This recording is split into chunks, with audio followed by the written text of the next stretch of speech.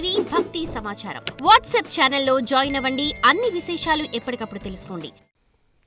అయితే ఇప్పుడు ఒక సందేహం ఏంటంటే గురువుగారు, కుంభమేళాకి వెళ్ళలేని వారు, అక్కడ దాకా వెళ్ళి స్నానం చేయలేని వారికి ప్రత్యామ్నాయ మార్గాలు ఏంటంటారు? ప్రతిదానికి ప్రత్యామ్నాయ మార్గాలు ఉంటే తల్లి సనాతన ధర్మం ఇంతవరకు రాదు. అవకాశం మేరేంటంటే ఇది కాకపోతే ఇంకొకటి, ఇది కాకపోతే ఇంకొకటి అని చెప్పి మనం వెసులుబాట్లు ఏర్పాటు చేసుకున్నాము తప్ప వాస్తవికంగా ఎందులోనూ కూడా సర్దుబాట్లు ఉండవు. అవకాశం కుదరలేదు, రావడానికి అవకాశం లేదు, మనకు అంతవరకే మనకు మోక్షం అనుకోలేదు తప్ప దీనికి ప్రత్యామ్నాయం ఏమైనా ఉన్నదా అంటే ఉదాహరణకు మీకు చెబుతాను. వెళ్ళటానికి అవకాశం లేదు, ఇంటి దగ్గర బోర్ కొట్టి నీళ్లు తీసుకుని స్నానమాచరణ చేస్తారు. ఏదైతే ఉందో గంగాజలమే కదా అని వేసుకుంటారు. 24%, 10% పుణ్యం వస్తుంది.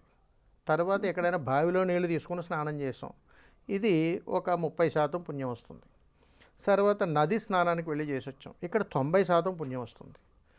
ఆ తర్వాత ప్రవాహం ఎక్కడైనా ఇంకొక నదీ పరివాహ ప్రాంతానికి వెళ్ళాం, అక్కడ ఒక 120% పుణ్యం వస్తుంది. ఇప్పుడు పుణ్య నదీ స్నానానికి వెళ్ళాం, 90,000 రెట్లు పుణ్యం వస్తుంది.